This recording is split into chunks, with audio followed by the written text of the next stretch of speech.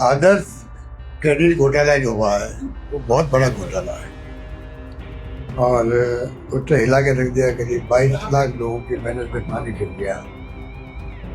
15,000 करोड़ रुपये का घोटाला हो गया।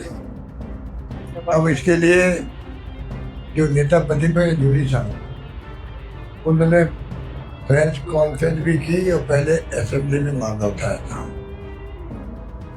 पर दुर्भाग्य से सरकार की नींद नहीं खुली। और आरपी जो है AA जो दिल्ली में है, जिससे शिव मंगल लगाते हैं, शिव मंगल ईसा मामले,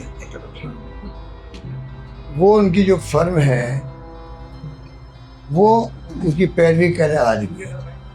अफसोस है कि अगर पहले मान लीजिए सरकार के ध्यान नहीं हो और उसके अंदर मान लो कोई गलती हो जाता अलग बात है, पर जब नेता प्रतिपक्ष ने ध्यान दिला दिया कि जो आपके वकील है सरकार के सुप्रीम कोर्ट में पैरवी कर रहे हैं और बना ये बिल्कुल ही आप समझ लीजिए कि इनका जो प्रोफेशनल मिसकंडक्ट की तरह ये मामला, क्योंकि इसमें कभी ऐसा हुआ नहीं है। ये पहला केस ऐसा सामने आया जिसका ध्यान दिलाया नेता प्रतिपक्ष जी ने। सरकार को तत्काल कार्रवाई करनी चाहिए कि हटा दे तो उस केस से। बड़े बड़े वकील दिल्ली में बैठे हुए हैं। जब आपको 22 लाख लोगों की चिंता होनी चाहिए, उसके लिए जरूरी है कि एक व्यक्ति पे अगर डाउट भी है, हो सकता है उनकी गलती नहीं भी हो टेक्निकली या कुछ भी, समझ लीजिए क्या फर्क पड़ता सरकार का।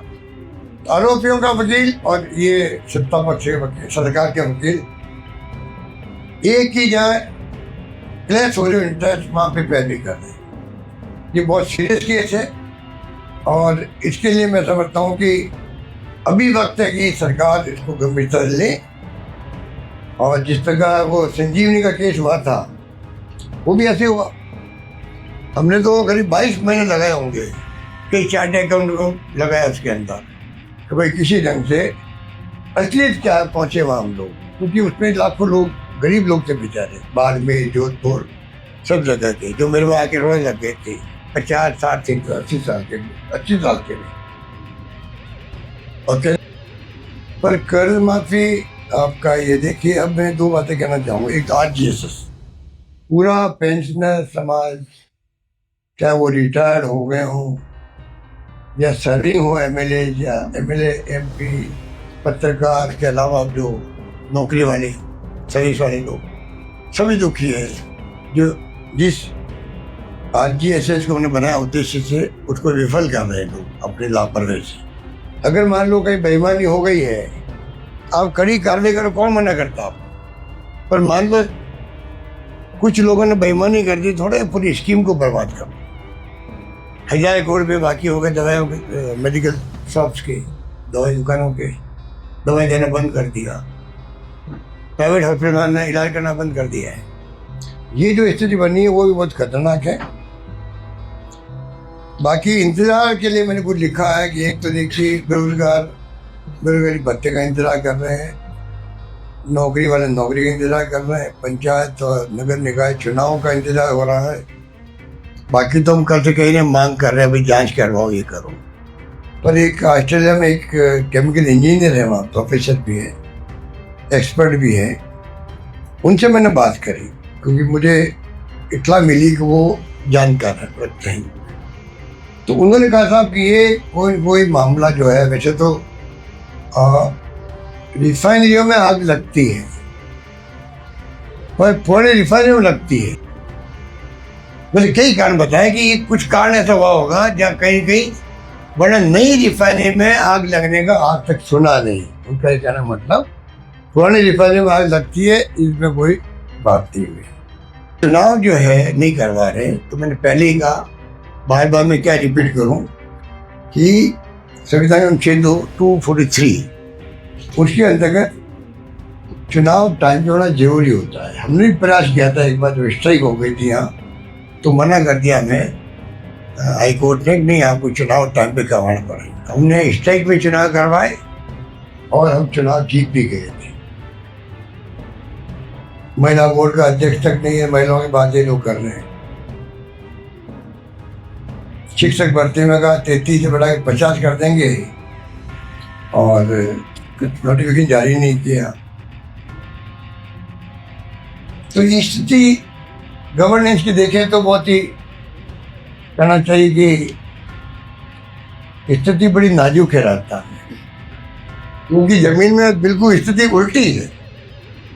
आप किसी को पता कर लीजिए, आप लोग मीडिया वाले, हम आपको भेजेंगे, गाड़ियों में भेजेंगे, बसों में भेजेंगे, आप चौक भेजोगे, रास्ता के सर्वे का कह रहे आप लोग, आपको मालूम पड़ेगा स्थिति कितनी मतलब दयनीय है पब्लिक की। हमें चिंता पब्लिक के लिए बोल रहा हूँ मैं, कोई सोच नहीं सकता इतना कैसे हो गया है।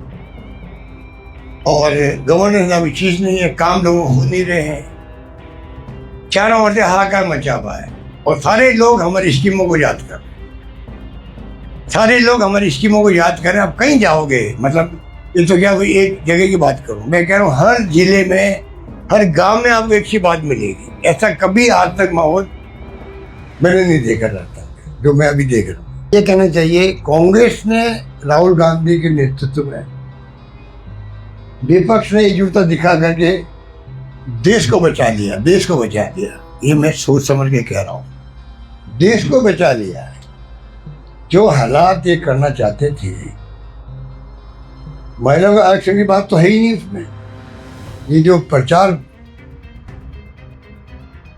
प्रधानमंत्री जी आप संबोधन करो देश को, अरे देश को संबोधन होता है देशवासियों के लिए होता है, उनको समझाने के लिए होता है कोई बात को।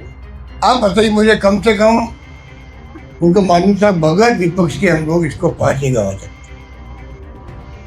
उसी गंभीरता से अगर ये लोग चलते तो पहला काम होना चाहिए था इनका कि ऑल पार्टी मीटिंग बुलाते, ऑल पार्टी मीटिंग। जो बार बार खड़गे साहब राहुल जी कह रहे थे, नहीं माना नहीं माना।